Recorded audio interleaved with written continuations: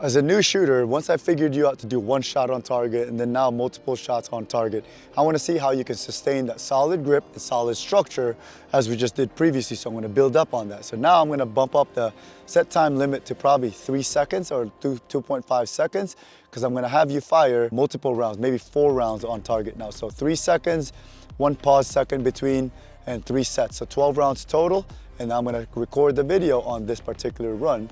And then I'm going to be able to, again, set up in a position where my gun is centered on target and as well as in the camera. Then I'm going to start the drill. I'm going to press start on the camera itself, or actually just the timer itself.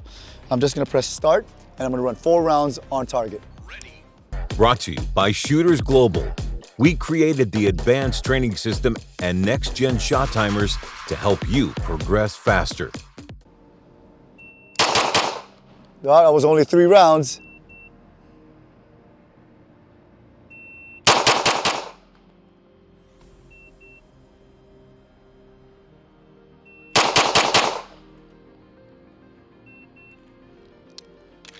I only fired 3 rounds.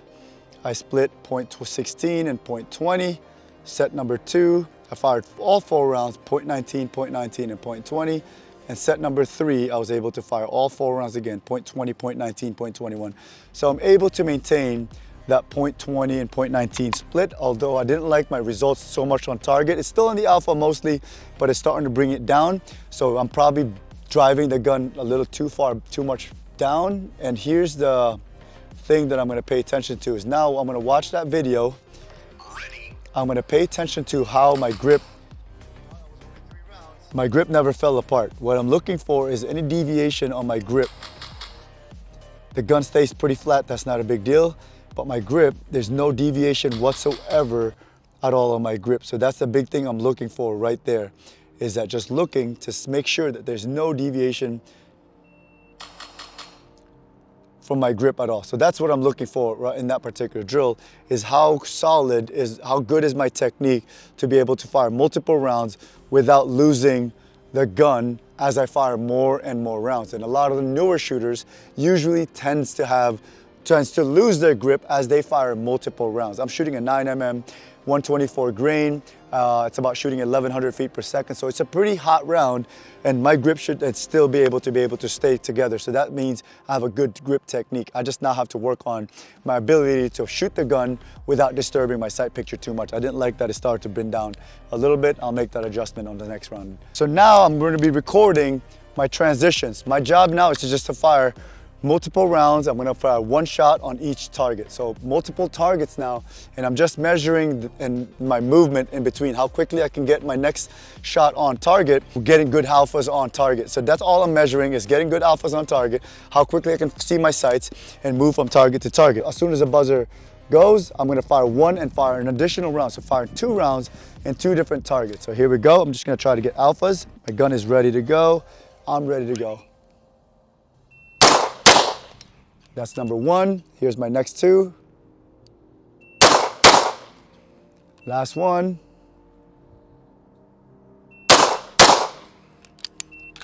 All right, so now I'm going to look at that. I'm going to review that video. Ready.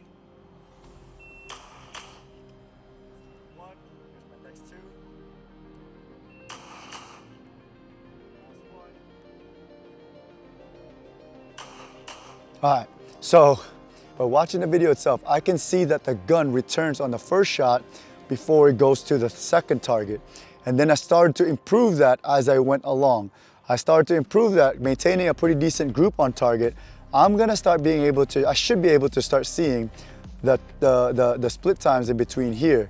So what we're gonna do is we're gonna look at the video again. You can see on that particular shot, my gun goes back to recoil before my gun even moves. And then it gets better from there. My gun moves immediately after the shot, and then the third one was the best. I was able to move the gun. I didn't need to sit there and wait for the sights to go back because that's an inefficient movement. My job is as soon as I fire, I move and transition to the next sights or next target, whatever I need to be able to get that next shot. And then once I learned that particular concept, then it's time to put some speed in shooting with it. And this is what I'm gonna try to do now on this next attempt, is try to shoot it a little faster. Shots should be in the alpha still. And then I'm gonna look at the video again to see if I can do speed shooting with the correct movement as well. Here we go.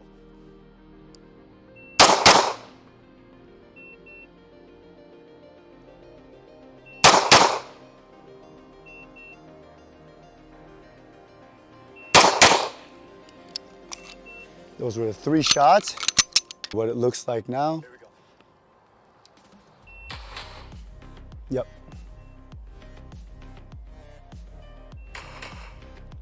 Yep. Yep. So you can actually see on the video itself is the gun, as soon as it goes off, it's already moving to the next target. And not only that, what you'll see on the video itself, and it'll reflect on the timer, my transition got better and better. So from set 1, my splits between 2 targets, getting 2 alphas on target, 0.30. Set number 2 was 0.28. Set number 3 was 0.27. So you can see I started to get faster and faster in my splits, and I confirmed that with the video on how it looks on the target, how it looks on the recoil. So I pay attention to all these small little things that allow for me to be able to bring that timer down without affecting much of my accuracy. All right, so that was the only thing. The slowest shot I shot, 0.30, the gun traveled way too far, so it affected my accuracy. After that, I was able to fix it and started being able to bring it to the next center, which 2 things. Brought my time down and increased my accuracy. Where most people will say slow down to get your accuracy, it's actually incorrect in this particular movement when you're doing efficiency type work. When you're moving the gun so soon, you can get to the target sooner. So essentially you can shoot the sooner accurate shot as opposed to waiting, because waiting you'll over travel and you'll mess up the entry. And then by the time you finally shoot the shot, even though it's only 2 or 3 hundredths of a second later, it's now off to the right or left, mostly to the right, majority of the people.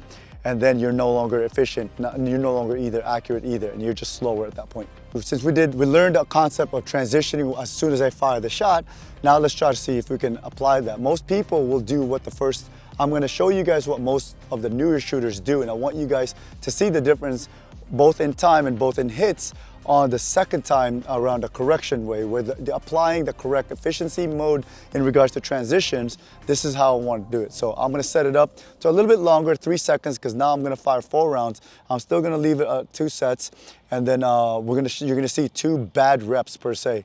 I'm gonna start the video, and I'm gonna back up here, and I'm gonna load up my gun. I have 2 targets on. They have center hits on alpha, but you're gonna see I'm gonna fire 2 really fast shots, then transition, 2 really fast shots, applying the really bad transition style as before. So again, I'm gonna start it on my timer on my waist, right? The video should start automatically, and you're gonna hear, basically the rhythm will sound like this, ta-da, ta-da, on target each time. So here we go.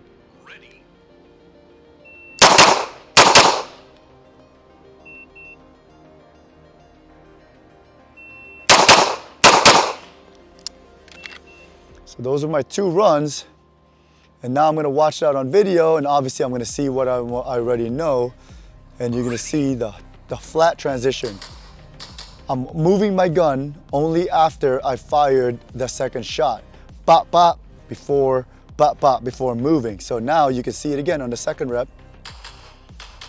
right? So there's 2 shots, and the overall time, you're gonna see it on the timer. First set was a 131, second set was a 149. My split was 0.17, my transition was 0.58. Same thing over here, my split was 0.20. Going to the second target, my split was 0.54. So with that said, instead of doing it like this, where it kind of sometimes will mess up your accuracy, because this is more about fast shooting and not necessarily being efficient with your gun, I'm gonna tape up the targets, and I'm gonna show you guys the difference when I actually shoot slower. I'll have better hits on target, and then at the same time, I'll have an overall faster time. So right now, my fastest time is 1:31, so we're gonna see if we can beat that. All right, let me reset. I'm gonna have it set the same way. I'm gonna go back to single action. I'm gonna go back to video, I'm gonna get myself positioned again, and instead of the old ta-da, ta-da, I'm gonna break it down now where I don't have to shoot. My fastest splits before were .17s. I'm gonna shoot it at a slower cadence, maybe .21, but my transition time is where I'm gonna gain all the time, right? It's gonna sound like I'm shooting one target, all 4 rounds in one target. So it's gonna go pop, pop, pop, pop, is what you're gonna hear. All right, I'm in frame. Here we go. I'm gonna start this drill from the timer. Here we go. Again.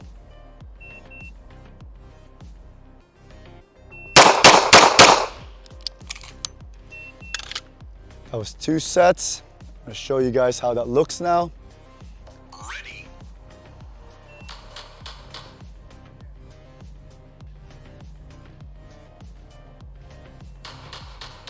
There it is. So on the timer now, I look at set number 1.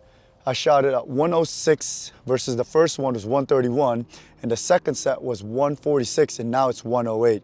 Now my split time has gone .31 instead of .17 before, and my transition is down to .26 instead of .54s before, right? So I shot slower, but I was able to shoot faster overall time because I was able to achieve that better transition.